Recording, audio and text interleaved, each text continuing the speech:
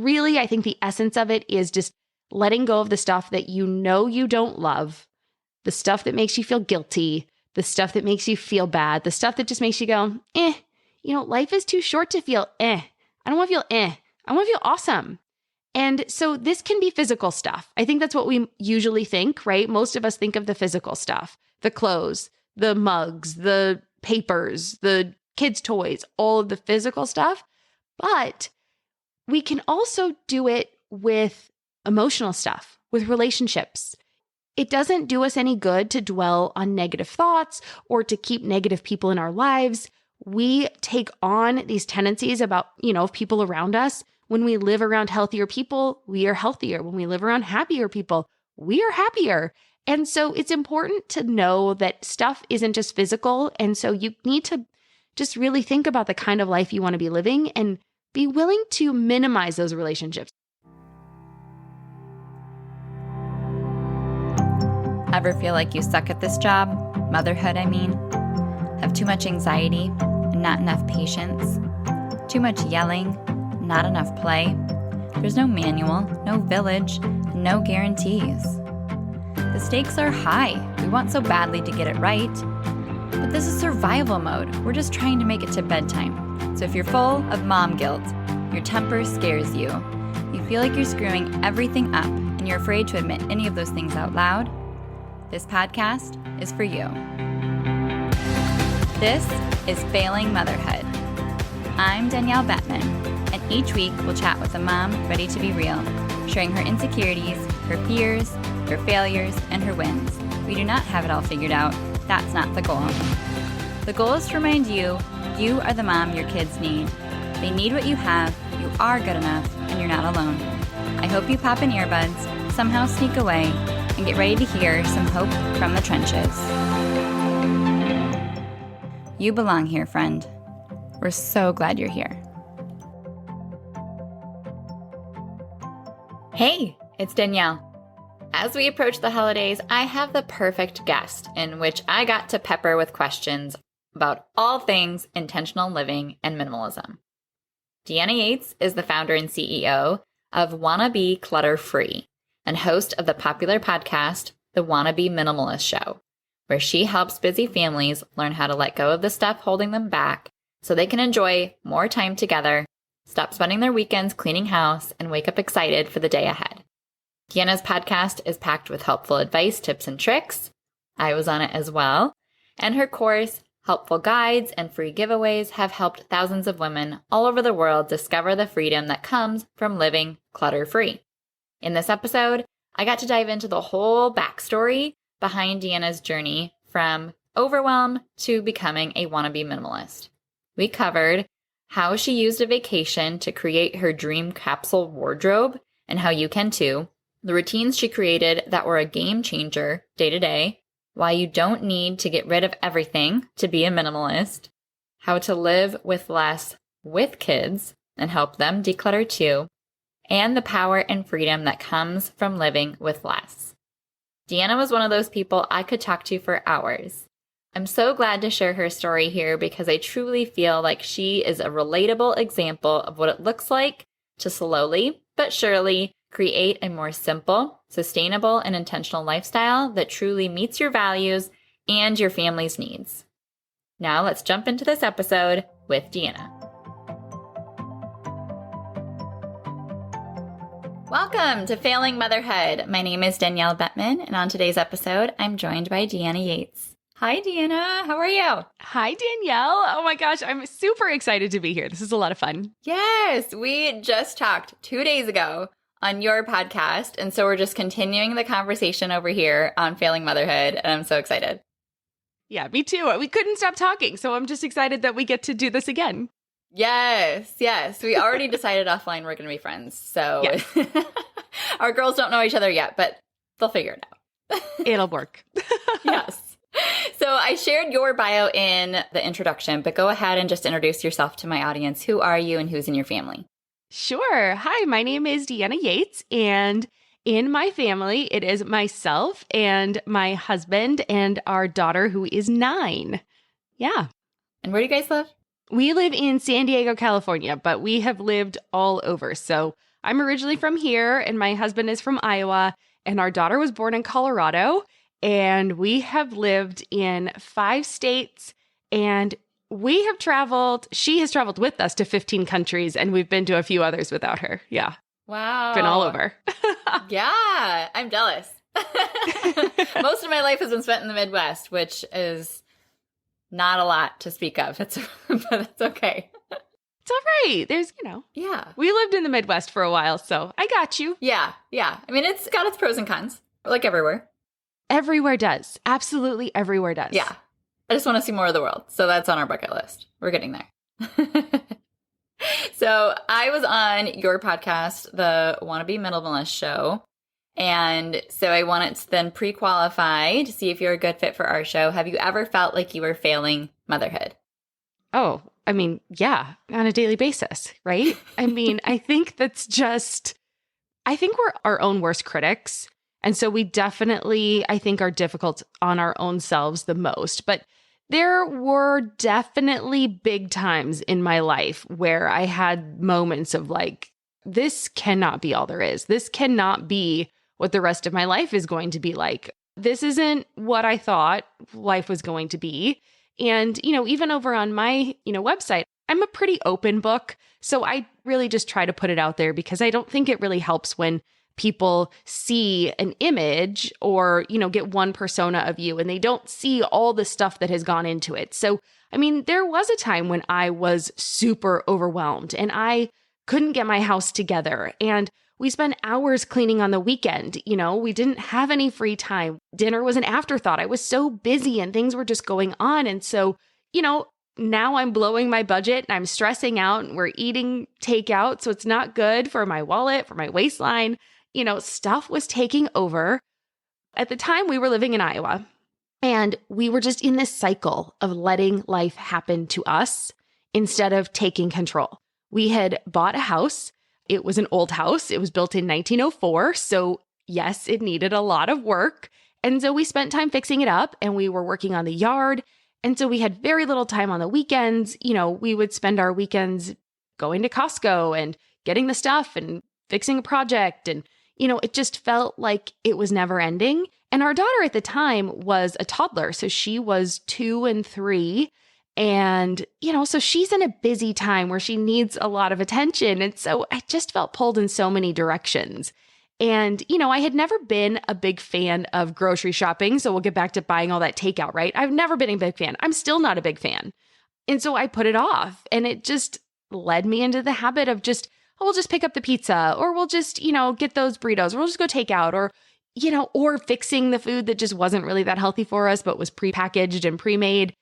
And yeah, I just started to not feel great and we weren't diligent about what we brought into our home. Like the really weird part about this is we had just gotten back from traveling. So prior to moving to Iowa, we had traveled for 6 months with our daughter. And at this point, like I said, she's 2, 3. So we had traveled from the time she was just over a year to about a year and a half. And we had traveled in Europe. We did 6 different countries for a month at a time. It was fabulous. We had moved from Boulder. We sold 90% of what we owned. So you're thinking like, what the heck happened, right? Here we had been, I do that a lot though. I kind of pendulum swing a lot. And so we had gone from just kind of a regular, life. You did the normal thing, right? You went to college, you got the job, you did the thing. We had actually started a business, so we'd done a little off the path, but we got married, we had the kid, and then we looked around and went, what the heck? Like we could do this from anywhere. We wake up, we go to the office, which is next door, like the den, and then that's it. And then we make food and we go back to bed. We take walks outside, we go to the park, but we could do this anywhere. And so we did. But then when we came back, we just kind of settled in to the thing, and we got into the trap of thinking that we needed to fill this house that we bought. And, it just kind of was a mess. And then all that stuff put me into a constant state of cleaning. And so, yeah, did I feel like I was failing at motherhood? I sure did. And so then when I got an offer from my previous employer in Chicago to go back and open a brand new property in downtown Chicago, we leapt at it. We're like, yeah, it gets us out of this. It's great. Let's do it. We kind of wanted something a little bit more exciting. And So we went, and it was great for a little bit. But again, right? I'm pretty extreme. Can you tell? Like, I just am like, I'm going to do this. Now I'm going to do that. And we got smarter on the amount of stuff we had. It was a small 2-bedroom apartment, so we couldn't have as much stuff as we had. Not that that 3-bedroom, old house from 1904 was big, but it had a basement and it had 2 living areas. One was a playroom and was a front room. So, it had a lot more rooms than we had when we moved to Chicago. And so again, you would think I finally got it together. But this is actually when I started to feel like I was feeling even more, because now all my time was spent working, right? Now I went the other way. So instead of working from home, now I was working out of the home. And that job was so stressful. I've gotten into I don't know. It was really stressful. And there was one time we were hosting a resident party, I remember. And these were young, it was a lot younger, right? So here I was married with a family, and the demographic was probably 10 to 15 years younger than I was. And so they're all single, and they're all mingling around. And my husband had picked up our daughter from daycare, and she just came running in and gave me the biggest hug. And, it's just one of those moments where you're like, oh, this is awesome. I love it. And then one of the young guys said, I've never seen anyone light up and be so excited to see their child the way you are. And that was the moment where I was like, yeah, this chasing money thing, this isn't what I want to be doing. That was what I loved, right? And that was the stuff that lit me up. And the fancy apartment and this life of, quote unquote culture that we were, chasing in downtown Chicago didn't matter if I didn't get to spend it with the people that meant the most to me in the world. And then movers broke a sprinkler head on the 19th floor. It was like the universe was heard my heart and was like, okay, I'm going to give you the kick in the behind that you need to get out.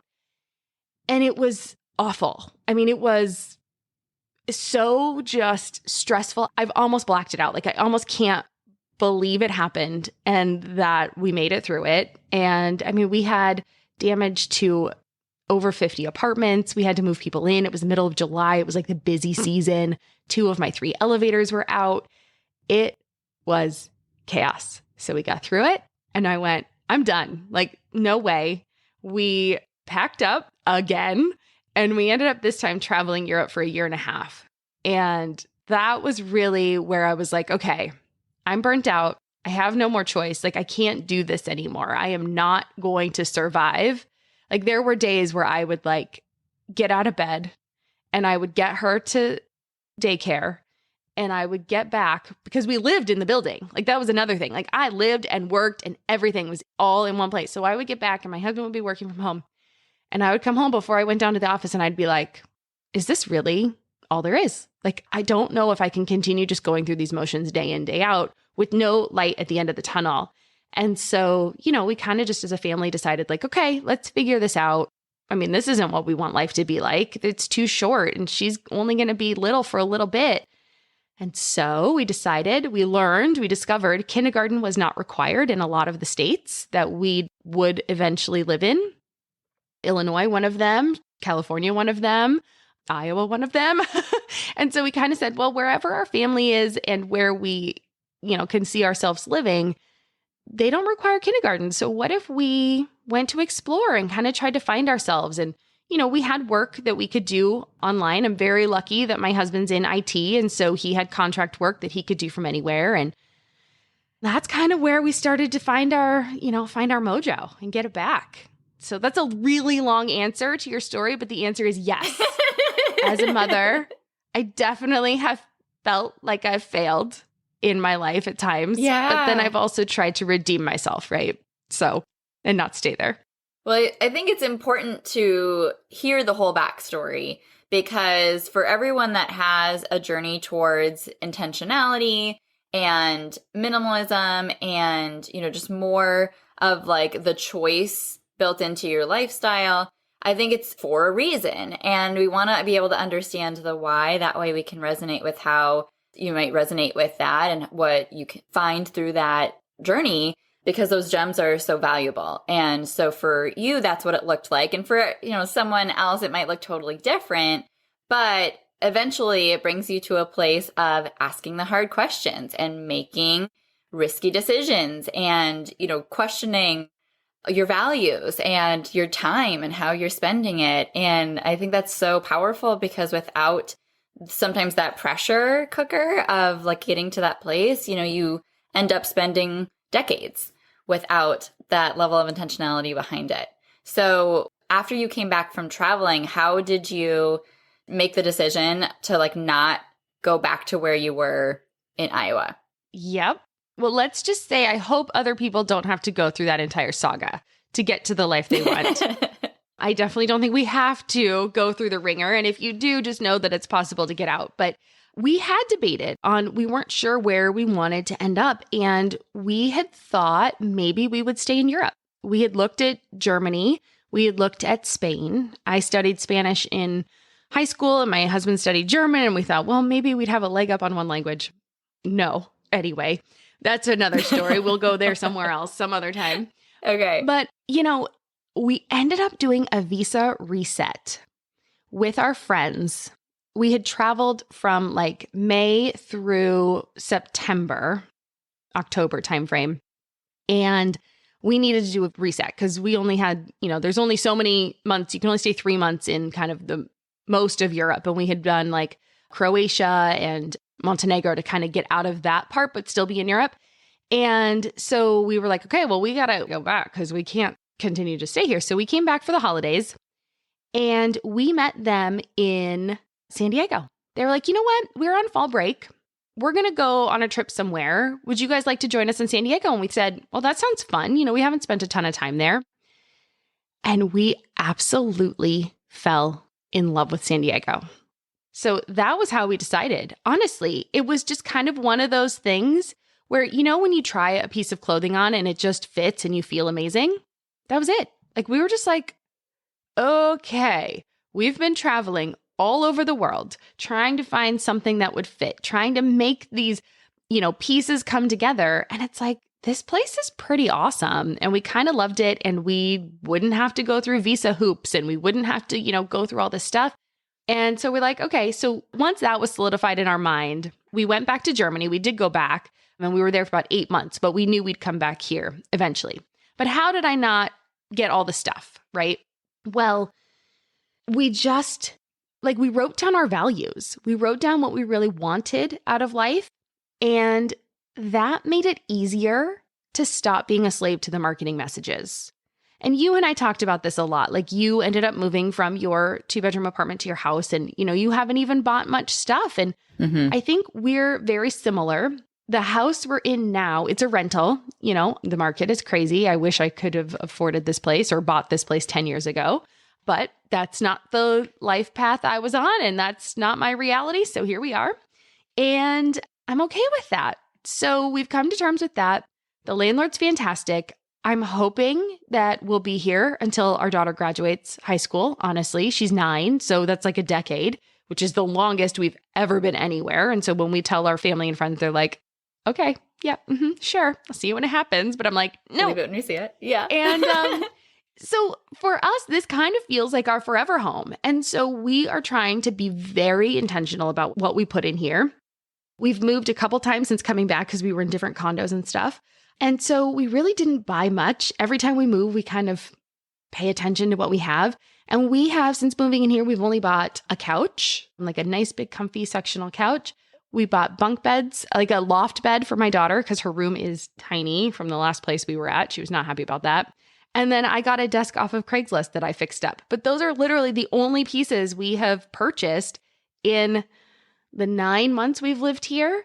And so, we're just kind of making it work with the stuff we have and just making sure that, we wait. Like we don't try to make those impulse buys. I have a lot of routines in my life now that help me run my life and my home smoothly. So remember, I hated grocery shopping. Well, I created a meal plan kind of in Germany because, the culture in Europe is to go grocery shopping every day. Well, as somebody who hates grocery shopping, and the entire process was very stressful for me because, again, I don't speak the language. The way they bag their groceries, like if you've ever been to Aldi, that is how they do their groceries. after the checkout, there's nothing. Like there's nothing. And you are in charge of bagging your own groceries. And it's just like, they're speaking to you in German and I'm like, I don't understand. I'm sorry. I'm really trying. Like I would say one thing, like, I'd greet them in German and then they'd speak back to me. And I was like, I'm sorry. I don't actually speak German. And, so that whole process was really stressful. I digress. But what happened was I discovered how I made like a mix and match meal plan, kind of like a capsule wardrobe, but for grocery shopping. So I would now pick very similar ingredients. So we'd get chicken and turkey and all that kind of stuff. And then I would just change the flavor every week. So one week it would be Mexican and one week it would be Thai and one week it would be American and barbecue, whatever. So it just made it easier for me to shop for very similar ingredients every week, but still change up the flavor because I could be doing burgers on Tuesday or Taco Tuesday and burgers on Monday and, that kind of stuff and still get different flavors and not get bored with them. So those kinds of things, getting really creative about like, okay, this is what I hate. How can I make it better? And then moving on and just trying things out for a while. Cleaning routines were really great. I have a really great morning and bedtime routine, both for myself and for my daughter. Like bedtime is very important in our house. She gets a lot of sleep. And so it's really important that we do that. And these routines give me the discipline to do the things that I don't necessarily want to do, but they make my life better in the long run. So it's a little bit of that delayed gratification. It's not getting to scroll my phone, but when I do that, I don't feel so great after. Like it didn't help me, doesn't make me actually feel better in the long run. And so it's just having these routines in place where they're almost non-negotiables, so I don't have to make the decision. And it's just part of what happens. It's part of my day.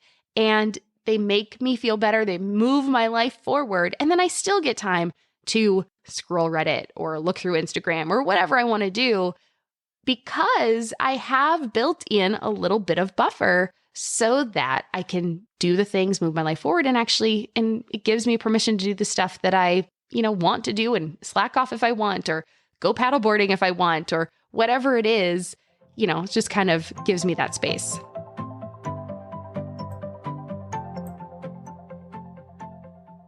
Hey, if you're new here, I'm Danielle. My company, Wholeheartedly, offers one-on-one and group coaching programs to help families with strong-willed kids, age 1 to 7, prevent tantrums, eliminate power struggles, extend their patience, and get on the same page. It's kind of like finances. You can read lots of info about what a Roth IRA is and how the stock market works. But if you really want to get serious about paying down debt or growing your wealth, you go see a financial advisor who can give you very specific recommendations based on all the unique facets of your situation. I'm your financial advisor for parenting, and I've designed the way we work together to give you nothing less than a complete transformation. While we work together, I'm able to help you figure out why your child is losing their mind and why you are losing your mind, and guide you to master effective long-term solutions through 3 main focuses. Number 1, my Cultivating Cooperation guide teaching you the tools of positive discipline. Number 2, managing your mind by working through my Triggers workbook. And number 3, establishing your family's foundation by writing your family business plan. My coaching is comprehensive, practical, individualized, and full of VIP support. So, if you struggle to manage your child's big emotions, if you and your partner's arguments seem to center around parenting, especially if one of you is too kind and one of you is too firm, if you struggle to stay calm and be the parent that you want to be, it's possible to stop feeling like a deer in headlights when a tantrum hits, effortlessly move through simple directions and care routines without an argument, and go to bed replaying the way you handled the hardest moments and feel proud. If you have a deep desire to be the best parent you can be, and your family is your greatest investment, find me on Instagram, send me a message that says sanity, and I'll ask you a few questions to see if we'd be a good fit to work together. I can't wait to meet you. Back to the show. Yeah. So did you at the time know that you were becoming a minimalist? When did you kind of come across that entire concept, and when did you start your business? I think it started with packing. So that second time we did the European travel, we did those first 5 months with just carry-on. And so I think that's where it started for me, is how can I, have everything I need, but just higher quality stuff that works together, and stuff that I love, right?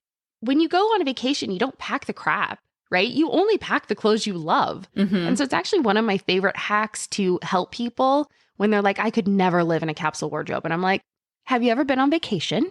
And they say yes. And I said, well, then you lived with a capsule because you took it with you. I mean, literally, that is kind of the definition, right? You put it in a bag and you carried it with you. It's in a little container. And so, I think we can do it if it's something we're really interested in. And so, yeah, I would say that was my gateway drug to minimalism was the capsule wardrobe. And then it kind of just, as we traveled, you realized you didn't need as much stuff as you wanted. And then I wanted my home to have that feeling of the Airbnb when you come in and, you come in for the first time and everything is in, it's neat, it's orderly. The, housekeeping service had just been there and it was all clean and great. And you just bring in your personal items, right? Your clothing and your toiletries, and you put them away. And guess what? You have everything you need. You can go to the grocery store for the food. You can buy something if you need to, if it's, if you forgot something or you want something different. The fact that we don't need it in our house to have access to it is kind of a new concept, right? Like, oh yeah, you let the stores be the warehouse, right? You can get it if you need it, and you probably don't need it.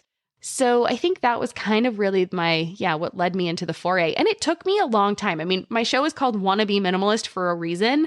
Like, I did not feel like a minimalist for a while. It kind of took me a long time to feel that way. But I definitely feel like I am now coming around and kind of coming into my own and being like, yeah, you know what?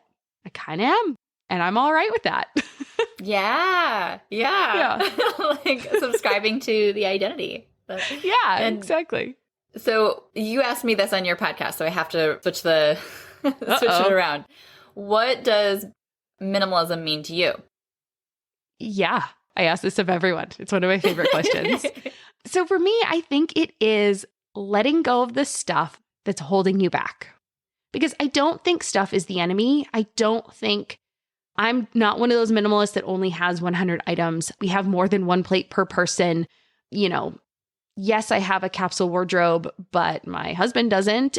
So there's lots of different ways I think minimalism can come about. But really, I think the essence of it is just letting go of the stuff that you don't love, the stuff that makes you feel guilty, the stuff that makes you feel bad, the stuff that just makes you go, life is too short to feel I don't want to feel I want to feel awesome.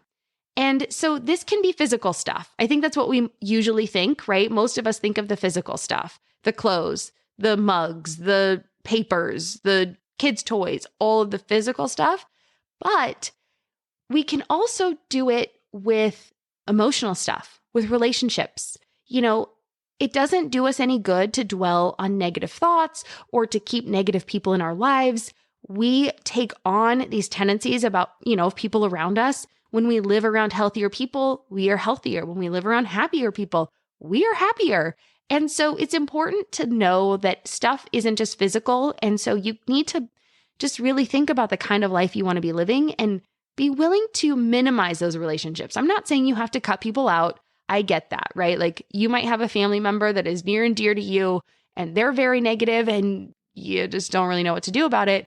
But you just kind of minimize your interactions with them if you can. Or if you have to see them on a, more regular basis and you have to spend a lot of time with them, just have the right mindset when you go in and just say, like, that is their life. That is their circle. I do not need to bring that into my life. Their opinions are their opinions and they get to keep them, they can have them. I don't need to take them. I don't need to take those opinions on into my life. And so, yes, even if we can't cut those people out, if you can, by all means, cut them out, because you're not going to be able to save them and bring them into a happy place. They're just going to bring you down. But if it's somebody that you can't cut out or you don't want to cut out, then you just have to kind of give yourself the ability to say like, okay, well, I'm going to really manage my thoughts around this before I go in. Right. And know that I need to put up my own walls. Maybe I need to listen to a good song before I hang out with them. Or when I'm done, I need to just say like, okay, they said this. Do I really feel that way? And if the answer is no, then put your own opinion back in your head. Yeah, which kind of goes back to what you were talking about with the values of like, once you know your values, it's easier to kind of like create that environment around you. But same for your relationships. When you know really who you are and what's important to you, then you can more easily let go of other people's opinions or their interactions and take them personally and, you know, give them their own space to be their own person while you just go be you. And I think that defining of ourselves, and we'll continue to create ourselves and learn more about ourselves as we go, but just being able to sit with it a little bit longer so that we feel a little bit more clarity, that can be so powerful. Yeah, I agree. I'm 100% on board. Thanks for clarifying that, because I do sometimes ramble, but yeah, exactly. No, you're doing great. I'm just always bringing it back to my work too, because it connects so much. And you know, I used to do some decluttering with clients because their environments are either working for them or against them as a parent. And there's so much of our parenting that is related to the space in our brain that is taken up by all of the stuff around us and how much time and capacity we have to spend with our kids because we're cleaning and we're maintaining, you know, and all the things. And so the toys are everywhere and we're overwhelmed. And so when I have families write their family business plan, which starts with kind of defining their end goal and then deciding together their core values and then really getting clear on how are we going to spend our time and money, I think they wrestle with it in a really good way because it's not as clear as we may have thought, or there are just so many options and you can't do them all, you know? Yes. Actually, yeah, I'm 100% on board with that because that is true, right? You can do anything you want, but you sure can't do everything. It's just not possible. And so you kind of have to figure out what's the priority? What is your number one? Like, what is it that lights you up? What lights your partner up? What lights your children up? And work together and communicate and figure out, like, how are we going to do this? We're a team. Like, we are all on the same page. And I have a lot of people that come to me and say, like, how do I get my husband to declutter? And I'm just like, well, here's the thing. You're really only in charge of you. And so you have to make sure that your own house is in order, right? And when I say house, I mean like your stuff. Personally, you. Inside. Your side of the bed. Outside. Yeah, you. Your part of the dresser, closet. Yep. And then when you are really living into that, like, and you're really going in and you're giving it your all and you're living your value and your purpose, it will shine through. Like, other people will see it and then they want to be a part of it. It's like you can't nag somebody into changing. You have to example. You have to be the leader and show them what you want and how you're doing it yourself in order for them to come on board. So, Same for your kids, I'm sure. Absolutely. Even more so. Yeah. I mean, they'll follow you. Your spouse might just be like, oh, that's cute. Okay, great. Right. Glad that works for you. You do you. And at that point, you just say, great, that's your half of the closet. Leave my half alone. Yep. And if we're moving and you are hoarding all the things, then you're responsible for packing them and moving them. Here are your boxes. Yep. My husband, I love him. He could live out of a cardboard box. He owns like 5 shirts. He is so low maintenance, but he is hoarding everything he's ever owned from his childhood. Huh. Interesting. It drives me crazy. Interesting. Yeah. We can psychoanalyze him next episode. Love him. Love him. But, you know, you have a daughter. Yes. And, you know, she's growing up through this journey and the stuff keeps coming at every age, every holiday, every birthday, the stuff keeps coming. So how do you handle that with her? And do you have tips for helping kids declutter? Oh, sure. So I would say the biggest thing is to really watch the inflow, because once something is in your house, it is so much harder to get it out. And so I know the problem right now, everyone's sitting here going, okay, that's great, but have you seen my kids' room? It's a mess. So I know the current stuff is the problem. But we don't ever, like, generally when people are first starting out, they don't actually look at the stuff that's coming in. They think, well, I got rid of 3 bags, like 3 giant garbage bags worth of stuff.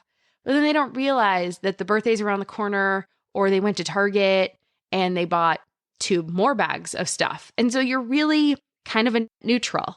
And so you're never actually making progress. And so in order to really work on the stuff that's already there, we just need to pause. I'm not saying you can never buy anything new, but it's just really helpful if you put a pause on it before you tackle what's already there. Because it also helps figure out what you really love. Because kids always love the new thing. Adults always love the new thing. Who's not going to love the new shiny toy that is fun? So we need to stop the new shiny toys from coming in so that they can figure out which of the old toys they actually like and which ones they want to play with. There's a couple different ways that we can do this. I am very fortunate that my daughter has a summer birthday. So we do 2 big declutter sessions a year. And for us, I try to keep it fun and simple and not like this long, big thing. So it's like, hey, can we just look through your dresses real quick while we're getting ready today? Like, okay, so you're picking out this one. Do these ones still fit? Do you still like these ones? Like, I see you haven't worn this one in a long time. Is there a reason? And she's like, oh, it scratches. Well, okay, I'm going to get rid of it so you can get a different one. She's like, oh, okay.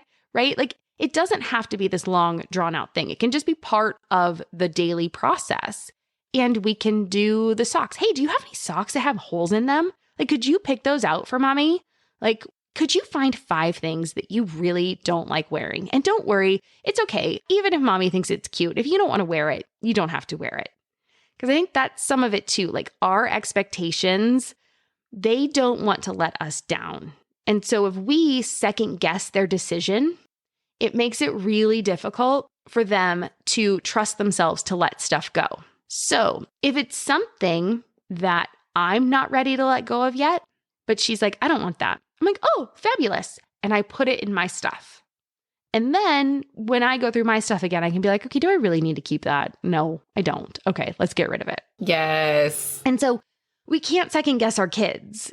If we think that there's going to be something that they want. I had somebody on my show once who told me about, she had 2 daughters and they were very close in age and they had 2 of the same thing. Like they each had one, like a different color, right?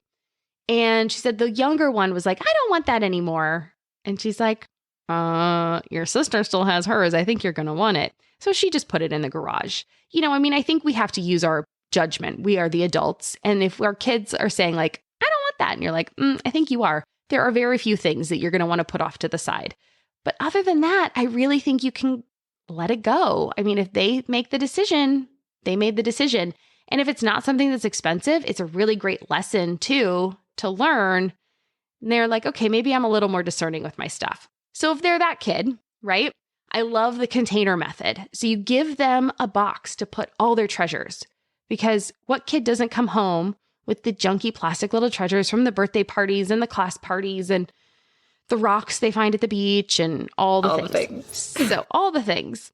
So you give them a box or a place to put it, right? And then that's their treasure box. You could get crafty with this if you want. You can decorate the thing. You can do whatever you want. You can have a shoebox. You can have a plastic bin. It does not have to be fancy if you're not into it. Just somewhere that is the home, right? And here they just get to put all their treasures in it. At the end of the day, you're like, hey, what is this? Oh, it's my treasure. Great. Go put it in your box. And when the box is full, that's when they have to declutter it, right? You're like, oh, look at the box is overflowing. Oh no. Well, in order for this thing to go in there, is there something in there you're willing to let go of? And so this can stay? And again, the shiny new thing, right? The kids want the new thing. They'll get rid of the old thing. And so that's a really good way to do it. And you can do containers for everything. You can say, here's the number of shirts you have that fit in this box. Here's the number of toys that fit over here. And so that makes it really easy to have a way that they're in control. You choose the container. You choose how much space they have. They get to choose what stays. I love that. We definitely have done that. And the setting of that expectation early helps so much. Because we did that when they were like probably 3 and 4. and they just each had one. And that was how we handled, the influx. And then I created kind of Amazon wish lists for upcoming birthday parties. And I taught my extended family how to stick to the list. Yes. Yes. Gifts are another crazy one. So yes, the list is fantastic. We've definitely done the list because again, kids love stuff. They do. They really do. And it's a way for them to feel autonomy and to feel in control of something because there's so much in their life they're not in control of. And so, we have to be cognizant of that. But they also do learn better when they're not playing with all this crap and they have less stuff. So there's that too. It's a balance. But experiences are one of my favorites. So we will ask for gift cards to places. We'll ask for, a contribution to get the zoo pass or, ice cream out. Or if your family's close or if they're going to be in town, asking for something for them to do with that loved one is amazing because they can go and do something with just them, right? Do they have a cool aunt or uncle they want to hang out with or, going out with Grammy and Papa or whatever, for the day. It's just a really special time for them. And then they get to feel like, ooh, I'm Biggie. I get to do something on my own. Yeah. And so experiences, we really love pushing for those as well. Mm-hmm. The other way I feel like minimalism connects to parenting is patience. So do you feel like when families have less that they have more to give their kids? Yes, for sure. Because I don't have to spend my time cleaning. I was telling you before we hit record that we have a friend in town and, he's traveling around right now. So he's kind of making his way around to see his friends before he goes international. And we had about a week notice, but I was busy last week. My daughter's in guards. I've got lots of podcast episodes I'm recording. Like I've got lots going on. So it wasn't like I had time to really prepare, but that's because I didn't have to prepare, right? Like, so now I got to have somebody come over and he said to me, I was so jazzed. I was like, yeah, it's working. He's like, your guys' house is so clean. Like he had just been to a couple other houses with people with kids and I'm not into comparison by no means, but I was just like, all right, like what I'm doing is working, right? Like he's like, your house is like really clean. And I was like, you want to know the best part? I just had to give the bathrooms an extra wipe down. Like I didn't do anything extra. Like I just was like, yeah, like we're living it, right? And so I think that's it, right? I don't have to spend my time cleaning up. My daughter knows the routines. When we come home, so again, I just mentioned she's in junior lifeguard. So come home from the beach and she is a sandy mess. We shower off, we do the whole routine. We get it all done, but it's a process. We have these processes in place and then we get to chill and we get to have fun and we get to do our stuff. And so I think that is a lot of it. It's instead of this constant to-do list running through my head, I have times when I'm doing these tasks and I set them up so that I can have then mindless time. I have time that we can just play and do other things. And I'm not sitting there going, okay, shoot. Okay, what did I have to do later? Okay, I forgot. Okay, what's going on? Oh, we've got this going on and that going on. Calendars are fantastic. I put everything in my calendar so that I can turn my brain off. Because otherwise, that silent to-do list is a killer. It's a killer. Yes. And I try to not have my phone with me. I try to put it off to the side or on the charger in my desk so that I'm not having it constantly, that constant pull, right? Like even if we're not looking at our phone, I used to feel like this tingle of like, okay, did I get any emails? Did anything happen? Like, did anything happen with my business? Does anybody need something from me? And, putting it away so that I can have time with her and just for myself too. Like not even just her, but like my own time is really helpful. Yeah. Yeah. So to lean into that, is there one kind of like quick to apply game changer that is one of those like beginner steps that just helps so much, whether that's a routine or a step to declutter or something that's just in your mind perspective wise that you always recommend as one of the first steps? Yeah. All right. So let's see. What's the most important number one step I'd give you? No pressure. Yeah. No pressure. So one thing that we love to do in our family, and I talk about this a lot, so we definitely love to do this. It's the 5-minute, well, for us, it's 5 minutes now. I would start, let's set the expectation for 15 minutes, right? Okay. And you're going to do a power tidy around your house. So at the end of the day, before, life kind of gets away from you and the night gets away from you. So we do ours after dinner, but before we get to do something fun, right? Before we watch a show or play a game or eat dessert. So it gives us a quick little time, like, okay, race, so we can get to the fun stuff. And so I generally do the cooking in the house, just how it works out. I enjoy it, so that's how it is. And so then my husband usually does the dishes. So he'll clean up the kitchen, and she and I will race around the house and clean up as much as we can. So we put as much stuff away that we can. And in 15 minutes, it is quite remarkable how much you can do. And then you make it a competition so that your kids actually want to participate.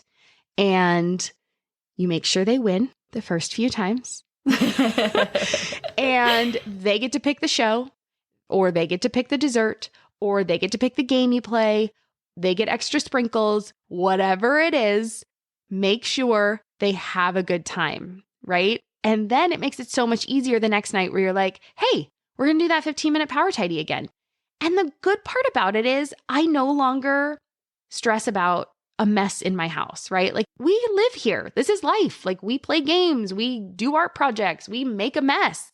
Sand is everywhere in my house right now. And I just don't worry about it because I know at the end of the day, we're going to have that moment of time where we clean up together as a family. And it doesn't take us a lot of time. Teamwork makes the dream work.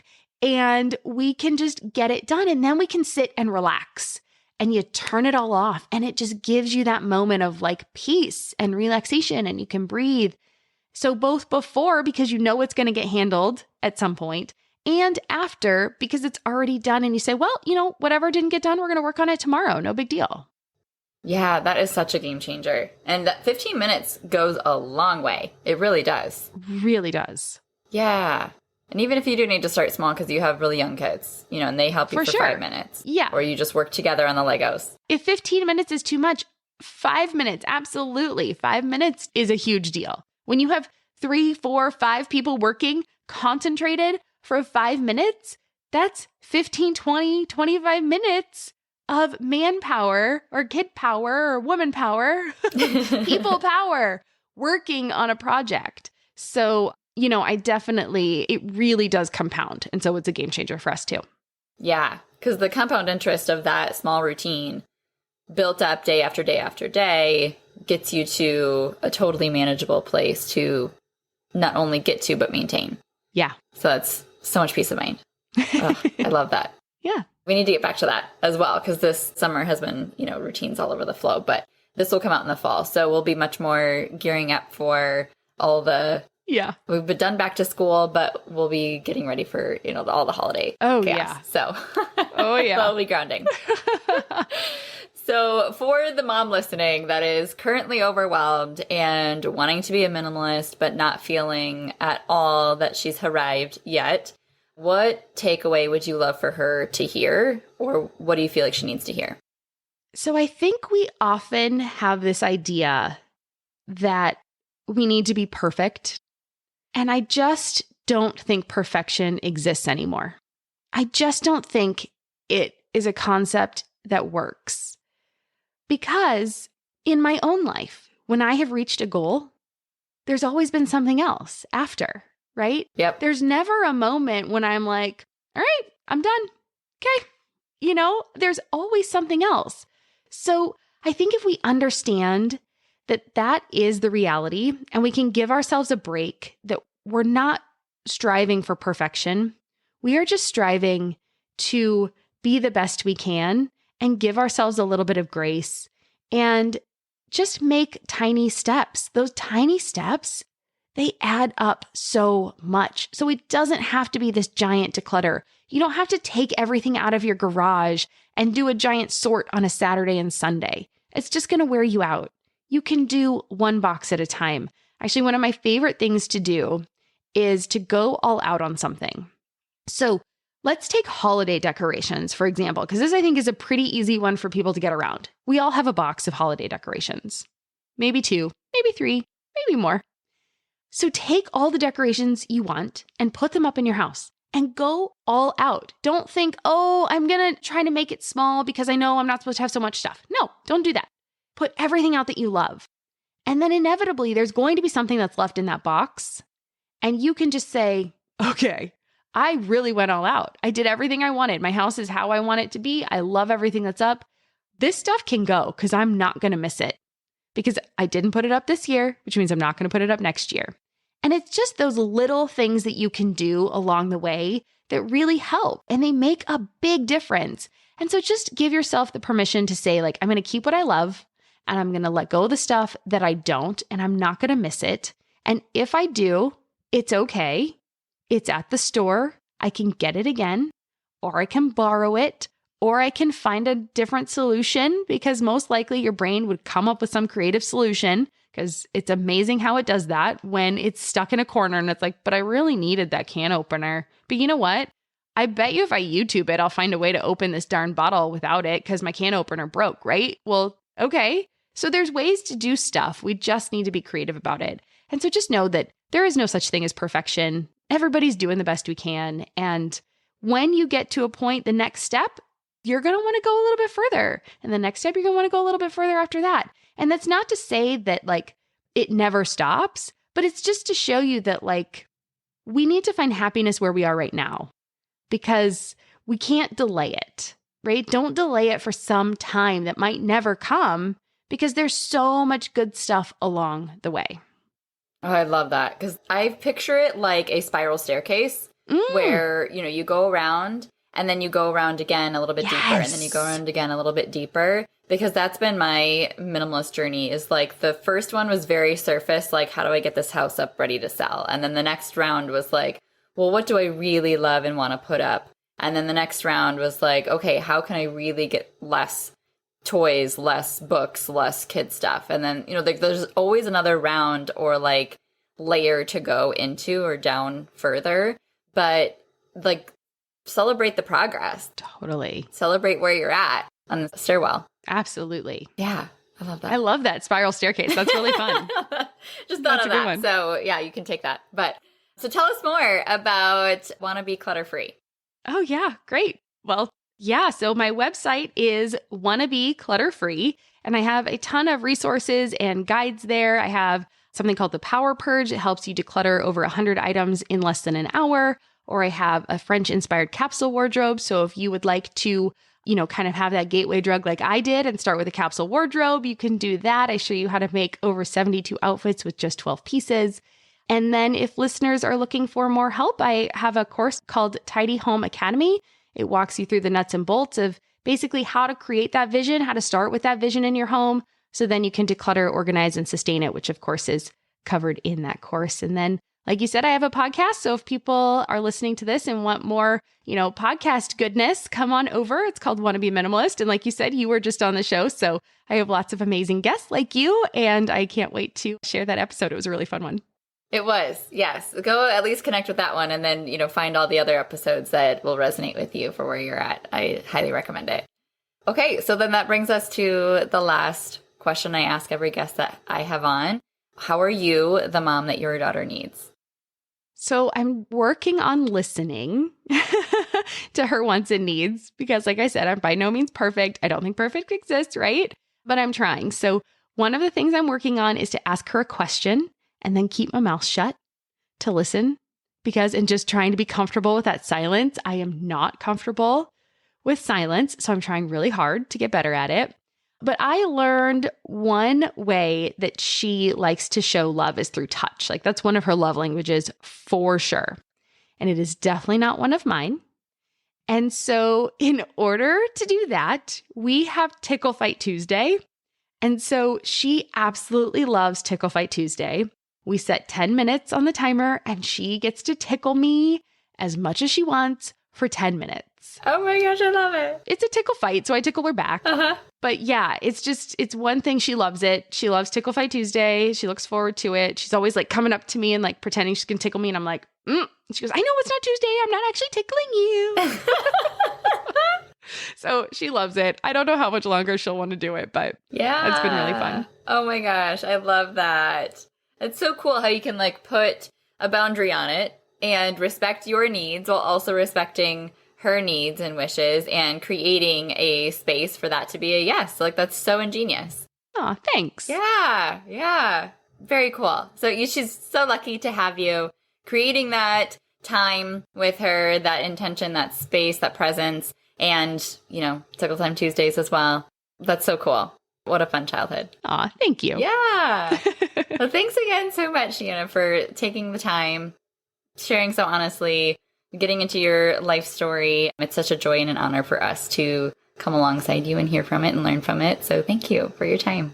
Yeah, thank you so much for having me. This has been really fun, Danielle. I really appreciate it. Of course. Thank you so much for tuning into this episode of Failing Motherhood. Your kids are so lucky to have you.